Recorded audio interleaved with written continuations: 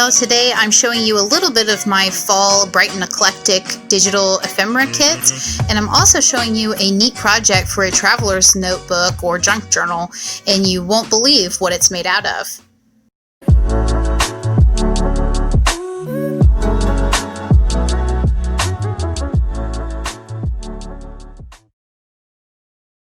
Okay, so first up I'm going to show you some of the kit that I've been working on. You guys have seen a little bit of it on my Instagram feed.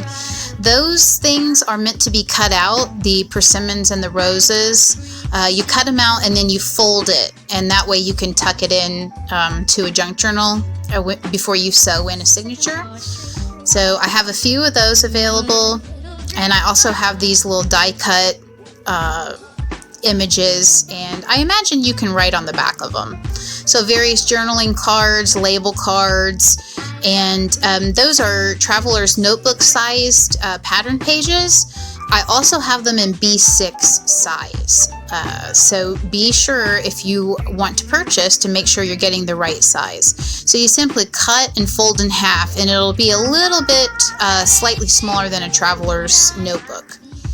So I have that, and for this project, I already tried my idea out and wasn't too happy with the final result, so I'm going to show you it again. What you're going to need is a piece of bubble wrap from a mailer and some junk mail envelopes. I'm sure we all get those, don't we? So you're going to need a lot of those and some kind of box like this that would fit a envelope folded in half. And so I'm not going to tell you really what the box is for yet, but in the meantime, collect all your scraps, things that you have on your desk, any ephemera, any cut-offs from collage or paint. Right here is an ephemera pack that in some Happy Mail I got from Lydia at February and June. So in this box, just kind of collect your supplies and keep them on hand.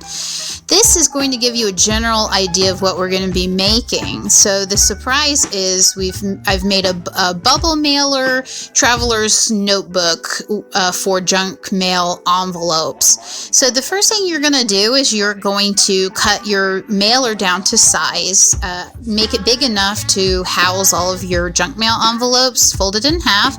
And I started out by covering it with wrapping it with a piece of paper that's large enough to wrap around my bubble mailer cover. And you can see I just used some ledger paper. So I glued it first, and then I trimmed around the corners, leaving maybe a 1/4 inch around those corners. And I'm adding a lot of glue. I used my Fabri-Tac, and I fold it over.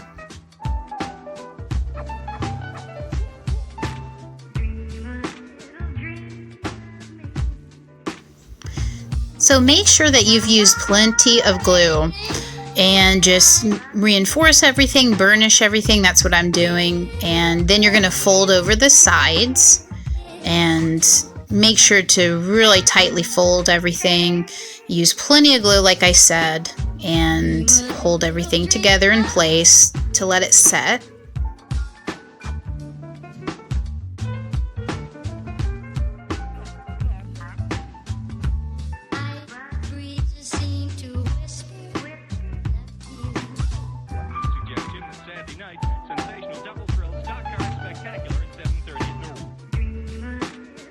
Okay, so now you're going to kind of work it to where you're folding it in half, and you might have to add more glue in the spine area because, as you can see, it's a little loose and it's kind of bubbled up a little bit with air.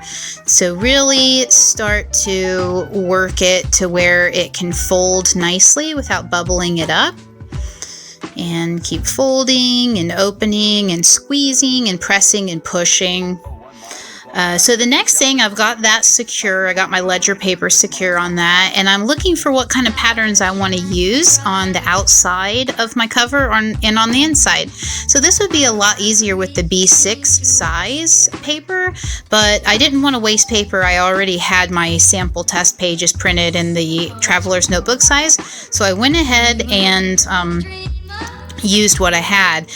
On the Traveler's Notebook and the B6 size pages, there's going to be a very faint line running down the center, and this shows you where you can either fold your inserts or where you can cut them in cut them in half like I did here. So I'm cutting them in half, and I'm choosing which part I want to be adhered to the cover, and I wanted it centered because I really like that vintage green and white strip there. So I'm lining them up here, and again using my Fabri-Tac to have them stick. Don't rub or burnish too much these pages, I guess depending on what kind of printer ink you used. I used laser. I noticed that when I print in the pink and I use a lot of glue and do a lot of rubbing, that the ink kind of gets distressed on the paper. So be careful of too much rubbing. And so I flipped it over, and I'm cutting off the excess paper. And make sure to save those scraps for our project. Actually, it'll be helpful. So yeah, it helps if you print other pages that coordinate in the kit on the back. So you're going to try to do double-sided printing. It's not important for this project right here where we're covering, but when you're going to be inserting pages, if you decide to make a notebook or tuck in some pages into this journal, make sure to print double-sided so you have patterns showing on each side. And that takes sometimes trial and error to figure out how to do double-sided. Maybe your printer automatically does it, or you have to print your first side first and then orient it to where it's going to print on the other side. So, as you can see, I'm just adhering the front cover, and because I have Traveler's Notebook pages I have a big space in the middle of the spine, and you'll see how I solve this issue and reinforce the spine in a second. So just looking at it, and this is what I'm going to do. I'm picking out a strip of cloth that I can wrap around my spine. This not only makes the spine stronger, but it makes it, it hides, the inside of it as well.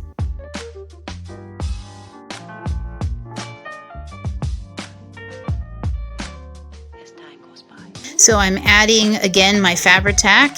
And with Fabri-Tac and fabric, make sure to gently press.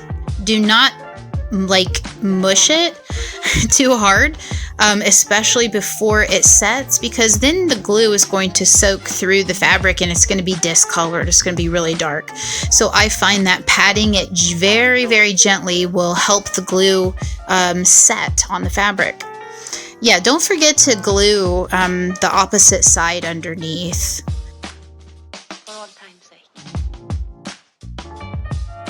Now I'm adding one more layer of this just to reinforce it.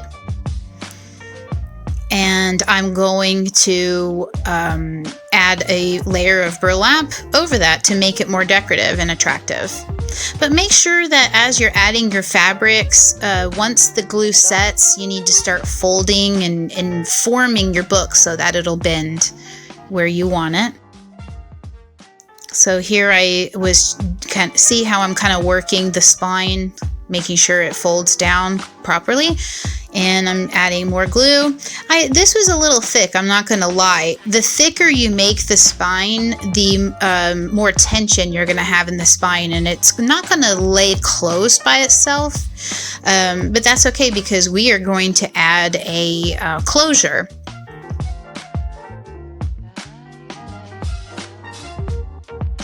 So here I'm adding my last piece of burlap on my cover, and that pattern there is vintage wallpaper, and the inside pattern is a pattern I made by myself, and I added a strip of vintage wallpaper in the center there. So make sure you've glued every layer securely, or else you're going to have lift.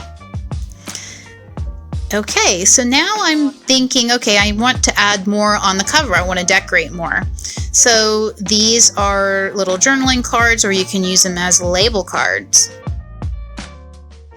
And everything is on my website, and I will link my website below, and it's in my shop section, and it's the newest collection. Here I'm just doing designing, and I have some handmade imported paper, and I've decided on how to layer it, and I'm just going to stitch it together. And this is the only stitching I did. This project is pretty much no-sew, so it's very, very easy. I've decided that I want the cover to kind of reflect a piece of mail or an envelope, because after all, that's what's going to be going inside of it. And I'm going to be slowing it down soon because I want to show you a trick I figured out. Everyone knows that you can use your pinking shears to kind of make it look like a stamp, but I noticed if you don't use the pinking shears all the way, that you can get different shapes. So I'm cutting the edge of the stamp. Okay, so the depth is very slight. So I made an interesting shape on the ridges. Here I'm cutting twice, but I'm offsetting where I cut, and it's making this really tight perforated decorative edge that we've seen of vintage calling cards and maybe vintage stamps. So really play around with your pinking shears, because you can do various designs as opposed to just the regular, zigzag triangle.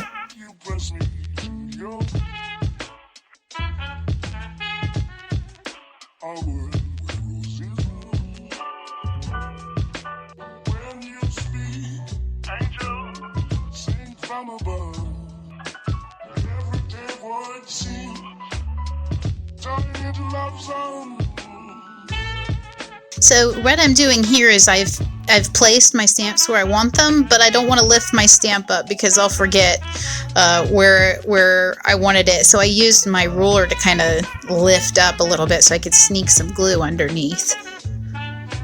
Then once you have it set, you can then peel up the other areas and add more glue. So here I have a crocodile, but you can use an awl, which is what we all use when we're creating holes to make junk journals and signatures. So my crocodile was able to punch through all the layers, but I think it's too thick to actually add eyelets. So I just left mine, bare holes, and they look fine. Make sure to wiggle your wrist a little bit, especially when you're cutting through fabric. So I have two holes, large holes, on either side, maybe a 1/4 or 1/2 inch down from each edge. And because my crocodile won't reach the middle, I use my awl to start working a hole in the middle, because this is going to be our journal closure hole.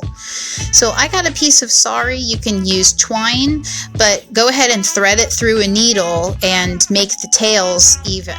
So you're going to have 2 tails. So I threaded my sari trim, my sari ribbon, and again you can use twine, whatever you have, but it's got to be kind of thick. So I have that through, and I'm going to pull it to where I want it, and I'm going to cut it. Okay, it was so much easier to thread it this way, and I'm going to make a very loose knot, because I don't want it too tight and bumpy, because then the journal won't lie flat. So see how I made just a very loose knot, just enough to where the trim won't pull through. And just loosen it, make it fluffy and big. And so now you have a closure that's coming out really neatly here. So I do trim this down later. It's not going to look as, long, but yeah, just kind of trim it to size. Make sure they're separated, and then you're going to put the oh geez, you know how they usually use elastic for traveler's notebooks? This is kind of what this is. We're not using I'm not using elastic. I don't have it, but if you have it on hand, go ahead. But you're going to thread it through, and I'm showing you what it's going to look like here. You've made a band where you can fit your envelopes in. You can pull them in and out, so you can really get messy and dry things and work on different pages at the same time. So I'm putting these in here for measure, and I'm going to tie my, oh geez, what do you call them? Holder? I don't know. And now I'm just kind of testing out my closure. It measures different, so I'm just trimming it up. And that's what I have. Voila! So now you have a working traveler's notebook, and that means that it's a cover, really, for you. It's a cover, and it has a holder. And you can slip new inserts in and out, but in this case, we can take the envelopes out.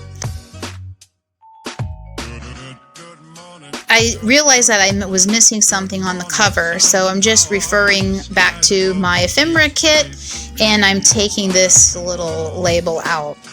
I printed on a thin laser paper that's 28 pounds because my printer won't hold anything thicker, so I reinforce my printables on cardstock, scrap cardstock. And next time I do this, I'm going to use my X-Acto knife to go around that curve. But hey, it turned out okay. It's just that the round part wasn't as neat as I would have preferred. So the holes, you're going to have to experiment if you have proper hole punch for that size. I used a crocodile, but I had to keep moving it to poke my hole. I should have used a regular hole punch for that. So just be cautious of that. And I just chose to put some twine in to add some texture and dimension on the cover. So my cover is almost done, and I want you guys to be thinking about decorating your junk mail envelopes. That's the next thing. I'm going to be filming a process video of me loosely and freely and non-judgmentally decorating envelope covers. So basically the key is just glue, you know, like a glue book. So you can paint them up and do whatever you want. So start collecting your materials and get this going, and let me know what you think of this. Please remember to subscribe to my channel, and to hit the notifications bell so you don't miss anything. And my printables are now available in my shop on jennymayjune.com, and the link again is going to be provided below.